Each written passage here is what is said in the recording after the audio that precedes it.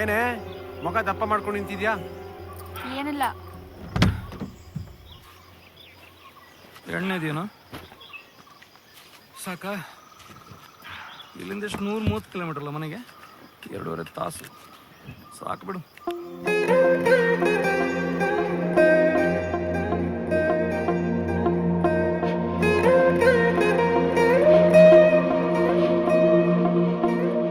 ಹುಡುಗನ ಅಣ್ಣನಾಗೊಂದು ಮಾತು ಹೇಳ್ತೀನಿ, ನೀವೊಂದು ಟೆನ್ಷನ್ ಮಾಡ್ಕೋಬೇಡಿ. ಹುಡುಗಿನ ತುಂಬಾ ಚೆನ್ನಾಗಿ ನೋಡ್ಕೊಳ್ಳೋ ಜವಾಬ್ದಾರಿ ನಂದು. ಏನೋ ಶಿವ? ಹಾ, ಎಲ್ಲ ವಿಷಯ ಗೊತ್ತಿದ್ದು ದೊಡ್ಡ ಮನ್ಸು ಮಾಡಿ ಮದ್ವೆಗೆ ಒಪ್ಕೊಂಡ್ರಿ, ತುಂಬಾ ಸಂತೋಷ. ನೀನು ಮುಂದೆ ಹೋಗಿರು, ಅಳಿಯಂದ್ರ ಹತ್ರ ಸ್ವಲ್ಪ ಮಾತಾಡೋದಿದೆ.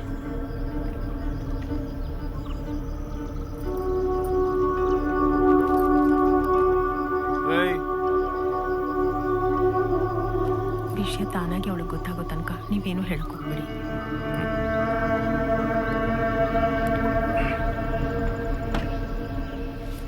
ಹೊಡೋಣ ಹೊಡೋಣ, ಕತ್ಲಾದ್ರೆ ಕಷ್ಟ. ಅಯ್ಯನ ಮನೇಲಿ ಮನೆ ತುಂಬಿಸ್ಕೊಳ್ಳೋ ಶಾಸ್ತ್ರ ಜೋರು.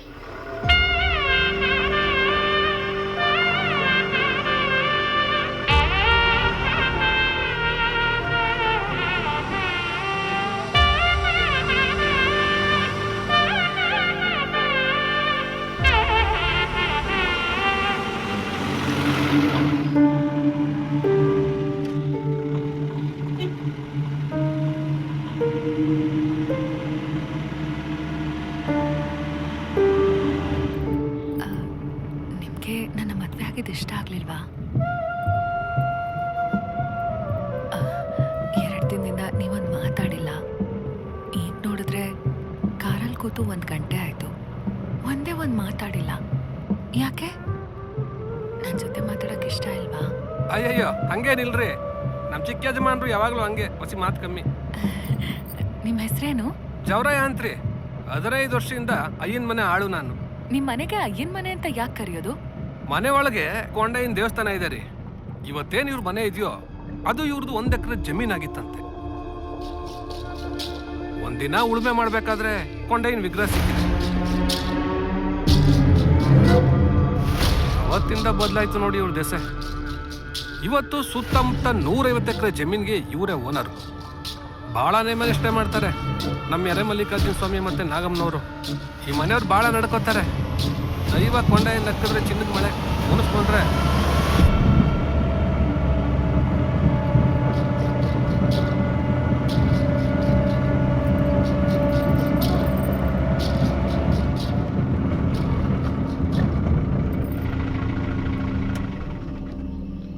ಈ ಪೊಲೀಸ್ನವ್ರಿಗೆ ದುಡ್ಡು ರಾವ್ ಬಿಡ್ದದೆ. ಇವತ್ತಿವ್ರು ಚಳಿ ಬಿಡಿಸ್ಬಿಡ್ತೀನಿ. ಜಾಸ್ತಿ ಮಾತಾಡ್ಬೇಡವೋ, ಸುಮ್ಮನೆ ಕಿರಿಕಿರಿ.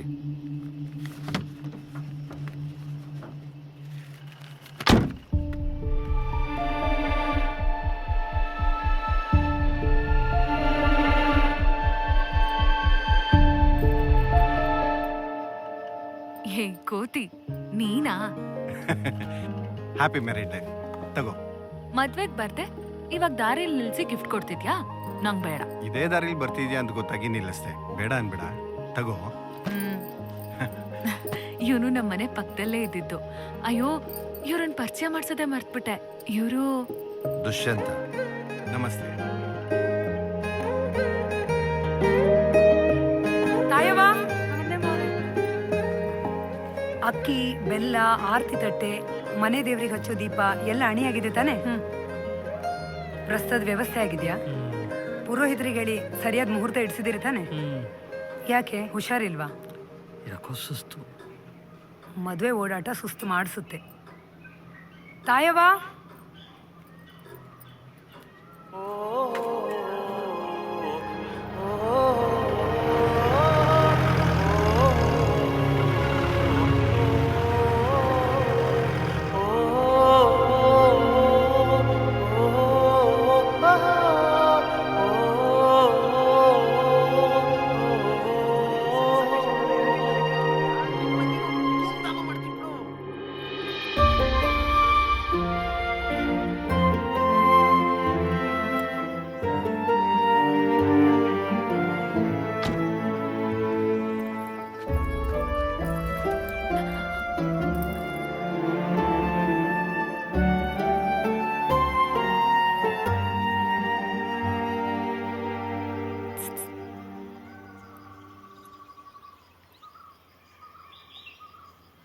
ಆರತಿಗೈವೆ ಮಹಾಲಕ್ಷ್ಮಿಗೆ ನಾರದ ಪ್ರಿಯ ಕರುಣಾಕರ ಹರಿಗೆ. ಆರತಿ ಚೆಲ್ಲೋದಕ್ಕಿಂತ ಮುಂಚೆ ಗಂಡ ಹೆಂಡತಿ ಹೆಸರು ಹೇಳ್ಬೇಕು, ಹೆಂಡತಿ ಗಂಡನ ಹೆಸರು ಹೇಳ್ಬೇಕು. ಜಾಜಿ. ನೀ ಹೇಳಮ್ಮ. ಮಹಾರಾಜ. ನನ್ನ ತಮ್ಮನ ಹೆಸರು ಮಹಾರಾಜ ಅಲ್ಲ, ದುಷ್ಯಂತ. ದುಷ್ಯಂತನೂ ಮಹಾರಾಜನೇ ಅಲ್ವಾ?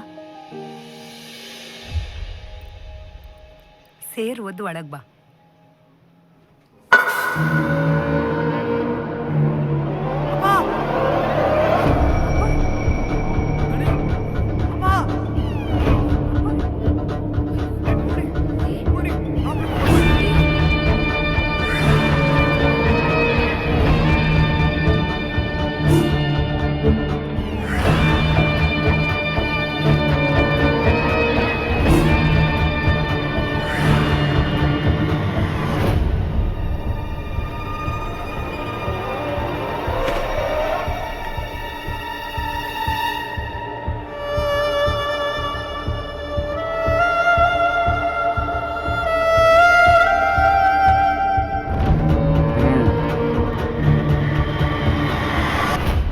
ಸಾಯೋ ವಯಸ್ಸೇನಲ್ಲ ಎರೆ ಮಲ್ಲಿಕಾರ್ಜುನರದ್ದು.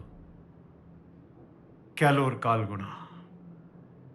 ನಾನು ನಿಮ್ಗೆ ಹೇಳಿದ್ದೆ ಈ ಮದುವೆ ಮಾಡೋದು ಬೇಡ ಅಂತ. ಈಗ ನೋಡಿ, ಆ ಹುಡುಗಿ ಮನೆಗೆ ಬಂದಿದ್ದು ಮನೆ ಯಜಮಾನ್ರು ನೆನ್ನುಕೊಂಬಿಟ್ಲು. ಅಪ್ಪ ಸತ್ತಿದ್ದ ಹಾರ್ಟ್ ಅರೆಸ್ಟಿಂದ. ಜಾಜಿಗೂ ಇದಕ್ಕೂ ಯಾವ ಸಂಬಂಧನೂ ಇಲ್ಲ. ಇದರಲ್ಲಿ ಅವಳನ್ನ ಎಳಿಬೇಡಿ.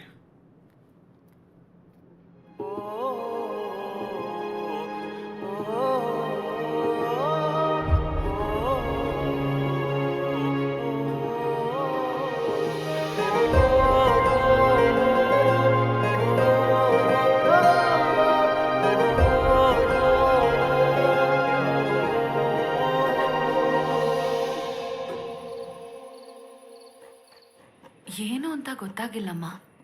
ಇದ್ದಕ್ಕಿದ್ದಂಗೆ ಬಿದ್ರು. ಅಲ್ವೇ, ನಮ್ಗೆ ಯಾರಿಗೂ ಒಂದು ಮಾತು ಹೇಳಲಿಲ್ಲ. ಹೂನಮ್ಮ, ಯಾರಿಗೂ ಹೇಳಿಲ್ಲ.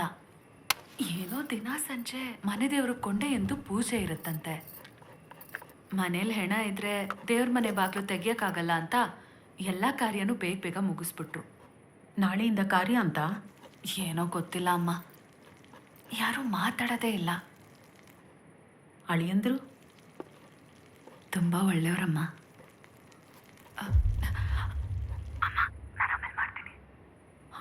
ಏನು ಹೇಳಿದ್ರು ನಿಮ್ಮ ತಾಯಿ? ಏನಿಲ್ಲ. ಇಲ್ಲಿ ಯಾರೂ ನಿನ್ನನ್ನು ಮಾತಾಡ್ಸೋದೇ ಇಲ್ಲ ಅಂತ ಹೇಳ್ತಿದ್ಯಾ? ಇಲ್ಲ. ಏನು ಮಾಡೋದು? ಸಂಭ್ರಮದಲ್ಲಿರಬೇಕಾದ ಮನೇಲೀಗ ಸೂತ್ಕ ಆವರಿಸ್ಕೊಂಡ್ಬಿಟ್ಟಿದೆ. ನಾನು ಬಂದ ಗಳಿಗೆ ಅವ್ರ ಆಯಸ್ಸು ಮುಗ್ದಿತ್ತು. ಅದಕ್ಕೂ ನಿಮಗೂ ಸಂಬಂಧ ಇಲ್ಲ. ನೀನು ಈ ಮನೆ ಲಕ್ಷ್ಮಿ.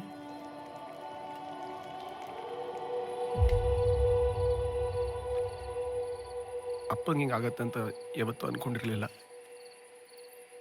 ಯಾರೋ ನಮ್ಮನ್ನ ಇಷ್ಟಪಡ್ದಿರೋ ಏನೋ ಮಾಡಿಸ್ತಿದಾರೋ, ಇಲ್ಲಾಂದರೆ ಚೆನ್ನಾಗಿರೋ ಅಪ್ಪ ಇದ್ದಕ್ಕಿದ್ದಂಗೆ ಹಿಂಗೆ ಹೋದ್ರೆ. ಅವಲಕ್ಕಿನ ಇದು ಒಳ್ಳೆ ಅಕ್ಷತೆ ಕಾಳಿದ್ದಂಗಿದೆ. ಪೂರ್ಣಿ ಸುಮ್ಮನೆ ತಿನ್ನೆ.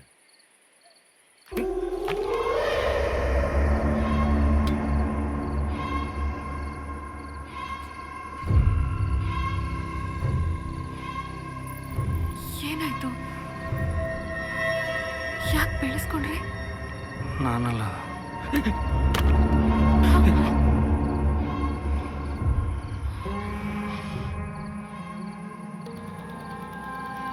ಅವಳದೇ ಕಿರಿಕ್. ಅವಳು ಅಂದ್ರೆ ಎಲ್ಲೇ ಇದೆಯಾ? ಮಹೇಶ, ಎಲ್ಲೇ ಇದೆಯಾ ನೀನು? ತಿನ್ನು ಅನ್ನಕ್ಕೆ ಮಣ್ಣಾಕ್ಬಿಟ್ಟು ಎಲ್ಲ ಇದೆಯಾ ನೀನು? ಜಾಜಿ, ನೀನು ಅಡುಗೆ ಮನೆ ಒಳಗೆ ಹೋಗು. ಅಲ್ಲಿ ಯಾಕೆ ಹೋಗ್ಬೇಕು? ಹೋಗು ಅಂದ ತಾನೆ.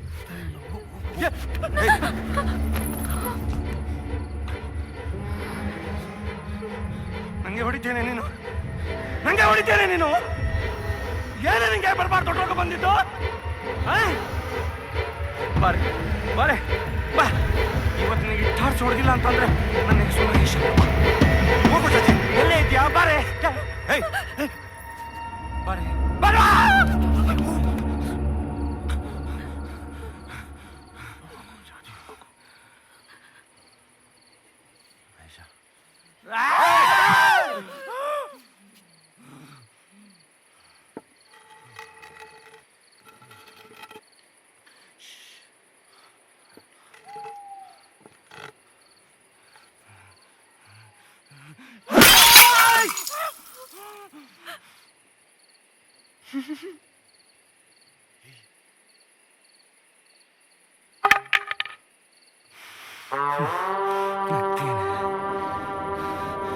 ನಾನು ಕೊಡಬಾರ್ದು ಹಿಂಸೆ ಕೊಟ್ಬಿಟ್ಟು ನಗ್ತೇನೆ ಪುಷ್ಪ, ನಗ್ತೇನೆ ನೀನು, ನಗ್ತೇನೆ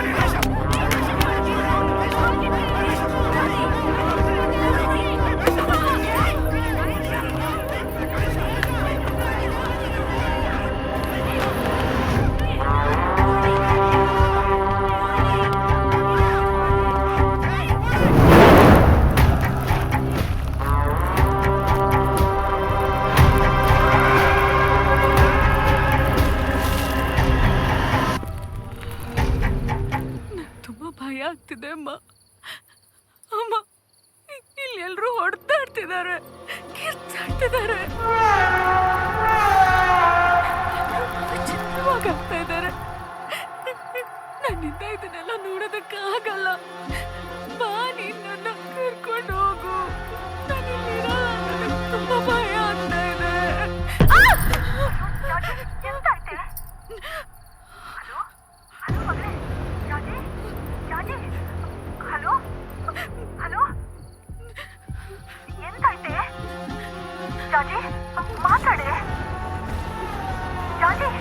ಹಲೋ, ಹೆದರಬೇಡಿ, ನಿಮ್ಮ ಮಗಳ ಜೊತೆ ನಾನಿದ್ದೀನಿ.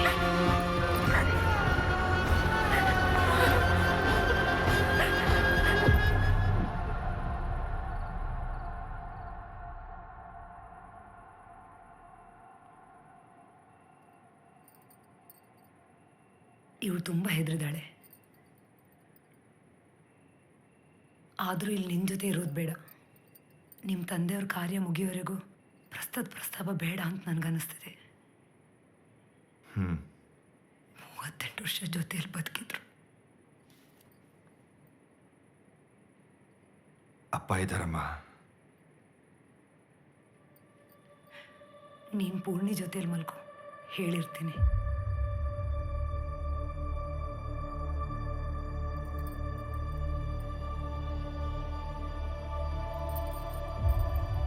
ಜಾಜಿ,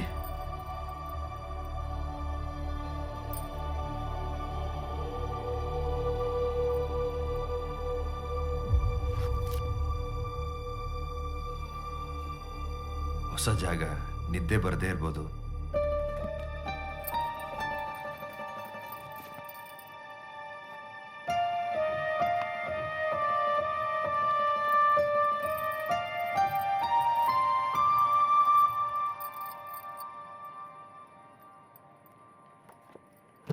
ಅಮ್ಮ ಹೇಳಿದ್ರು ನೀನು ನನ್ನ ಪಕ್ಕ ಮಲ್ಕೋತೀಯಾ ಅಂತ.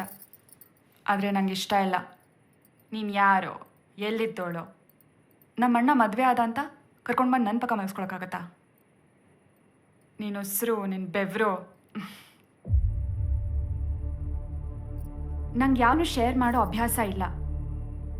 ಅಮ್ಮ ಹೇಳ್ದಾಗ ಹ್ಞೂ ಅಂದೆ, ಆದರೆ ನಂಗೆ ಇಷ್ಟ ಇಲ್ಲ. ಇದನ್ನ ಮೀರಿ ನೀನು ಇಲ್ಲೇ ಮಲ್ಕೋಬೇಕಂದ್ರೆ ಇನ್ನೊಂದು ವಿಷಯ. ನಿಮ್ಮ ತಾಯಿಗೆ ಹೇಳಲ್ಲ ನೀವೀಗ ಹೇಳಿದ್ರಿ ಅಂತ. ನನಗಿಲ್ಲಿ ನಿದ್ದೆ ಬಂದಿಲ್ಲ, ಅದಕ್ಕೆ ಹೊರಗೆ ಮಲಗಿದ್ದೆ ಅಂತಲೇ ಹೇಳ್ತೀನಿ. ಒಂದು ನಿಮಿಷ.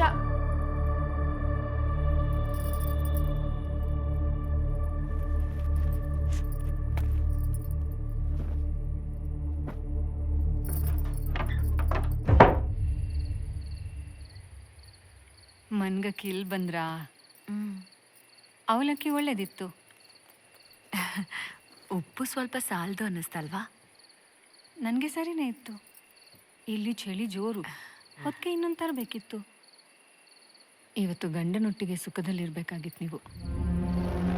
ಅಪ್ಪವ್ರು ಸತ್ರು ನನ್ನ ಜೊತೆ ಮಲ್ಗಂಗಾಯ್ತು. ಚೆನ್ನಾಗೇ ಇದ್ರು ಅಪ್ಪವರು. ಎಂತಾಯ್ತೋ ಏನು. ಒಟ್ಟು ಈ ಮನೇಲಿ ಏನೋ ಸರಿ ಇಲ್ಲ ಕಡೆದ 4 ವರ್ಷದಿಂದ. ದೈವ ಮುನ್ಸ್ಕೊಂಡಿರೋದಂತೂ ಸತ್ಯ.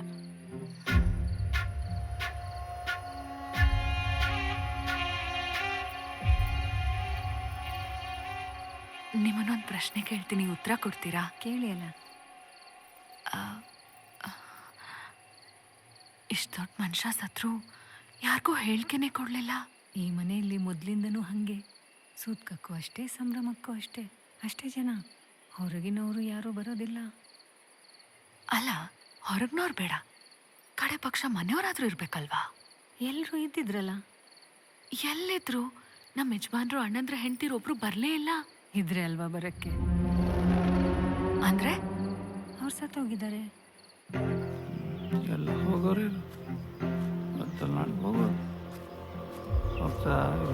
ಮಹೇಶ್ ಬಾವ, ಮಾವಯ್ಯನ ಸಾವಿಗೆ ನಿಮ್ಮ ಹೆಂಡತಿ ಬರ್ಲಿಲ್ವಾ? ಅದು ಇಲ್ಲ, ಅವಳ ತಾಯಿ ಮನೆಗೆ ಹೋಗಿದ್ದು. ತಾಯಿ ಮನೆ.